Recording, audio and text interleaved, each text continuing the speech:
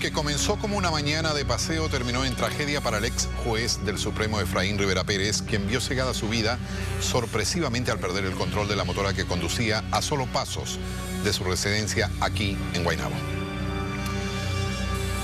Buenas tardes, es hora de las noticias y con esta triste nota comenzamos esta edición. Hablamos del presidente de la Asociación de Abogados y juez retirado del Tribunal Supremo Efraín Rivera Pérez. Yolanda Vélez Arcelay acudió a la escena temprano en la mañana en donde se dieron cita figuras de alta jerarquía de la judicatura. Yolanda. Efectivamente, Carlos, déjame decirte que es algo muy triste cuando uno tiene que dar la noticia de alguien a quien uno conoció en vida cubriéndolo como periodista, ¿no? El ex juez de 62 años salió a dar un paseo matutino cerca de su casa en su Harley Davidson y aparentemente perdió el control de la motora. Uno de los primeros que se personó el tramo de la avenida Martínez Nadal de Guaynabo, donde ocurrió el accidente, fue el juez presidente del Supremo, Federico Hernández Denton, su amigo personal, y quien tuvo que darle la difícil encomienda de notificar a sus parientes. Veamos el reportaje. Para mí es realmente... ¿Usted compartió mucho con él? Mucho con él. Nosotros éramos muy amigos, estuvimos juntos la semana pasada. El juez Rivera Pérez fue excepcional. Muy humilde, tremendo ser humano, muy humilde, una persona muy humilde. El accidente que cobró la vida del ex juez Efraín Rivera ocurrió cerca de las 6:30 de la mañana y uno de los primeros en llegar a la escena lo fue su amigo personal, el juez presidente del Supremo Federico Hernández Denton, quien tuvo que reprimir su dolor para consolar a aquellos que iban llegando, como la ex secretaria del ex juez. Difícil, difícil. ¿Cuánto tiempo trabajaste con él? 7 años. Y bueno, él padecía tenía bajones de azúcar, algún problema con la salud. Es lo que le habían hecho, lo de las mallitas del corazón, pero nada más. Sí, tenía un padecimiento del corazón. Aparentemente ha sido un accidente desgraciado, por lo que yo he observado en la escena. Posiblemente alguna situación de una enfermedad momentánea. ¿No hubo ningún tipo de golpe de un carro o algún tipo de...? Hasta donde sabemos, no.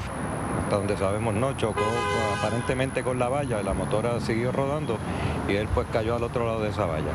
¿Y la visibilidad a las 6 de la mañana es...? La visibilidad es razonable y de lo poco que he visto de los testigos que lo vieron, inclusive unos segundos antes del accidente, él iba corriendo a una velocidad normal, iba despacio en la motora. O sea, muerte inmediata en el momento. La poca información que tengo es que fue bastante rápido, porque hay una persona que vio, porque venía enfrente de él, cuando se percata que la motora venía sin nadie, que la motora iba sola y él da reversa. Y entonces ese es el que llama a 911. Allí también se personó el alcalde Héctor O'Neill, cuya policía municipal fue la primera en atender la escena. Al juez Hernández Denton le tocó también la difícil encomienda de notificar vía telefónica a la ex esposa del juez, Marilu Frontera, con quien compartía una hija de 23 años. Imagino que te sacudió la noticia. No, definitivamente, para mí como un padre, un mentor. El ex juez Rivera había sido asesor de Pedro Rosselló en la gobernación y luego pasó a la judicatura.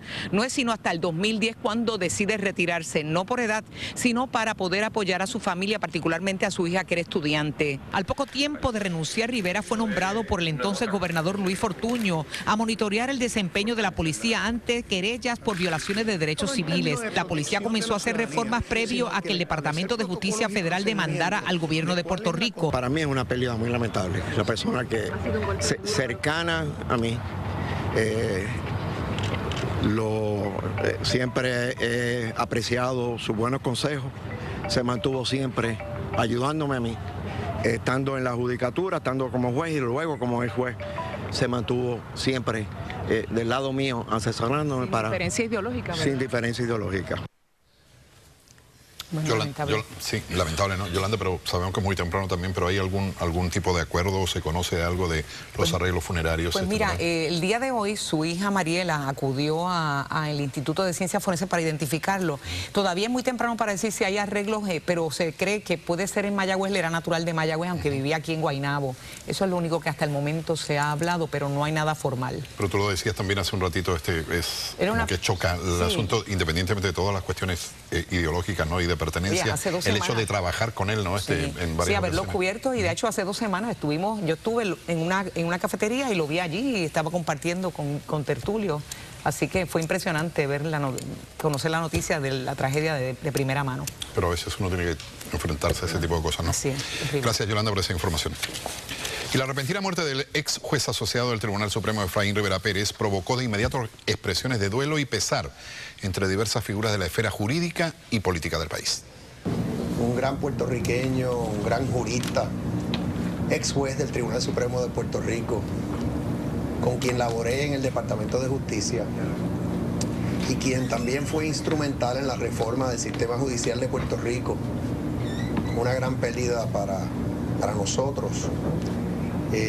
Así que le ruego a Dios por su eterno descanso y por su familia en estos momentos tan difíciles.